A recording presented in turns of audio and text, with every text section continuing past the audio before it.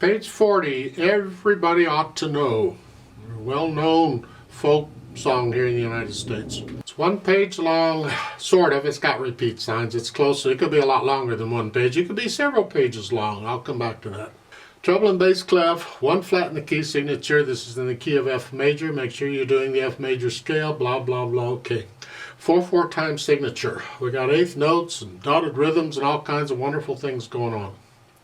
I'm going to kind of take this both hands at the same time because of what they're doing. They kind of go together. So at the beginning, you have a rest on beat 1.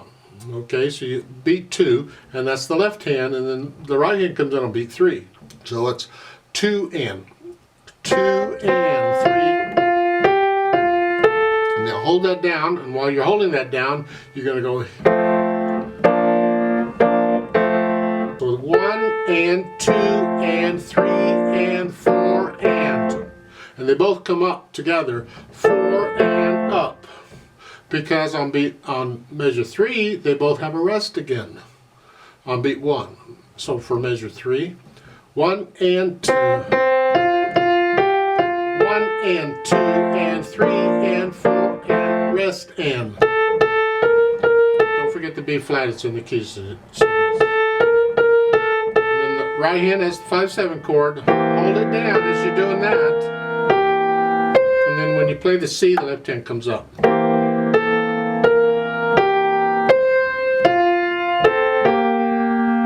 Now measure 7. 1 and 2 and 3 and you just hold on to it then, and then till the next measure. 1 and 2 and 3 and 4 and 1. And then you chord in the right, and then here, rest. So that's an eighth note at the end of that. This is measure 8. 1 and 2 and 3 and 4 and. It's done. And the right 1 and 2 and 3 and 4 and. Now if you'd like, on that last chord here, instead of here, you've been here, you can use 1, 2, 4 here if you'd like. Just stay there and get them all right there. It's actually a safer fingering. So in fact you can do the first F chord that way too. Just come up and do it 1, 2, 4. And that way you're ready. Here, measure 9 is the same fingering. 1, 2, 4. And measure 10, same thing. And then for the last measure, 2, 5. I don't want to move. I'm just stay here and move. So we'll go back to measure 8. It's here. And measure 9, same thing. 1 and 2 and.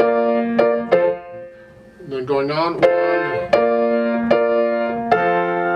And then an F. That's what I recommend. So once you have the rhythms and notes figured out, and you go back through and get rid of the hesitations, then we can think about the articulation. We have accents and slurs. Connect this. And then staccato, accent. Bum, bum. And the tendency on measure 2 at the end on the eighth notes is to play them both staccato. If you can, don't. Just play the last one staccato. Here.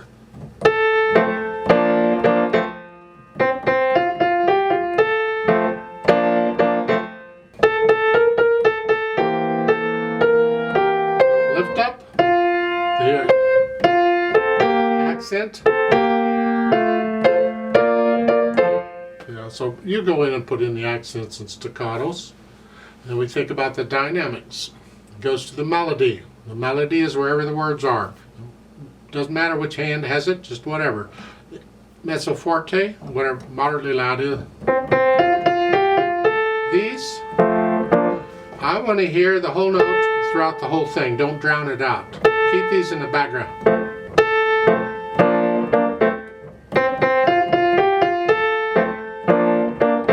Measure 9, now you're soft here. And then you end it loud in the right hand. Whatever it is. Then we think about speed. Well, with spirit.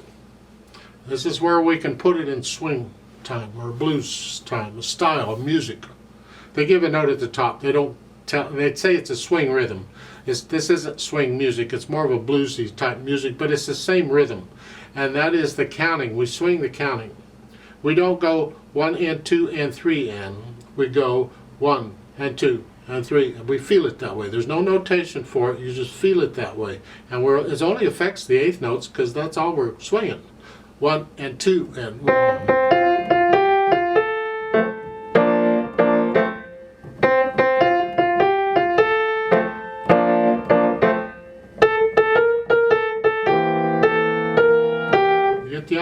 All the way through. Now with the repeat sign, let's look at that. They put a reverse repeat sign at the beginning. You don't need a reverse repeat sign at the beginning. It's redundant, because the rule for a repeat sign is you go back to the previous reverse repeat sign, and if there isn't one, you go back to the beginning. So there's no reason, as far as I'm concerned, to put a reverse repeat sign at the beginning, because we're going to go there anyway. But on this one, there's more verses at the bottom, and you can even make up your own. So however many verses you're going to sing, that's how you keep repeating for each verse until you're done. And when you're finally done with the last verse, then you go to measure 9 and finish it off.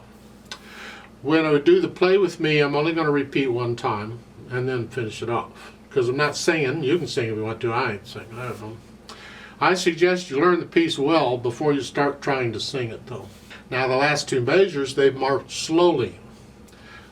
That's how slowly, it's up to you, because if I'm going a measure 9, then I'm just slow.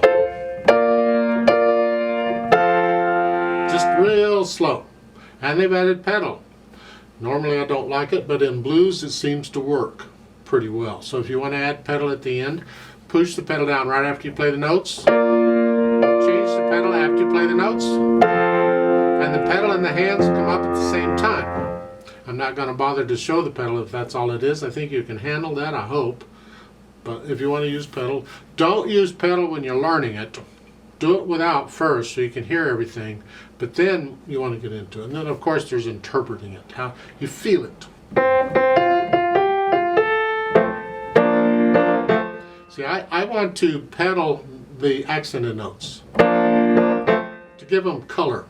That's all. Not connecting them to anything. I'm just giving them color. That's interpreting, because how you use the pedal affects the sound. So.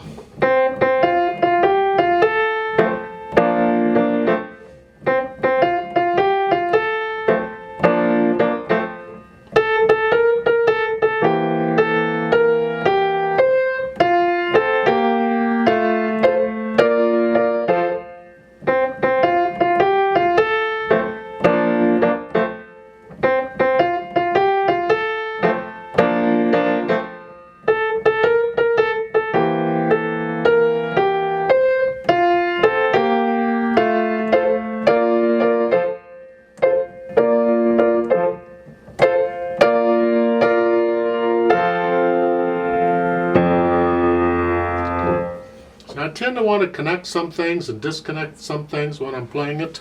That's interpretation. Well, you experiment and try different things. You got to get into it and getting to feel it. So hopefully no two people are playing this exactly alike. They're just doing their own thing. You have to play the notes given, and you got to play the rhythm given pretty close. But for the dynamics and pedaling and articulation, feel it. On measures like measure 2, when you have a whole note here, and the left hand has staccatos. See, it depends on the situation and the music.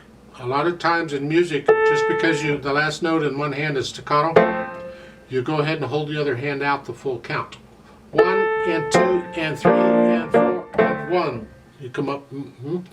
But in music like this, we tend to lift them at the same time. That's part of interpreting the music. So it just makes the rest a little longer. And so if you want to lift them at the same time, that's great. I think that's wonderful. You get the same thing in measure 4. Let's play this together very slowly and double check all that stuff. I'm not going to do any dynamics. Well, I'm going to do everything else. I'm going to swing the eighth notes. I'm going to repeat it one time, and that's it. So I'll give us 4 counts, and then we have a rest, so really it's 5 counts. 1 and 2 and 3 and 4 and rest in.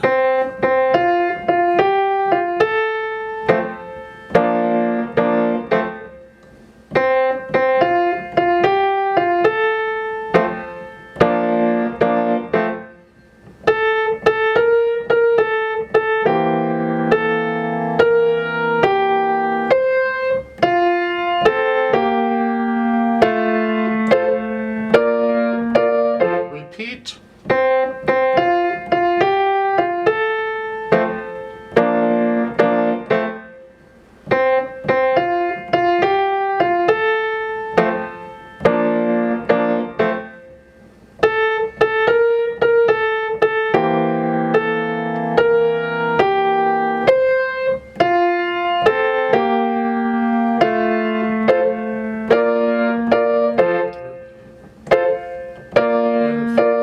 One and 2,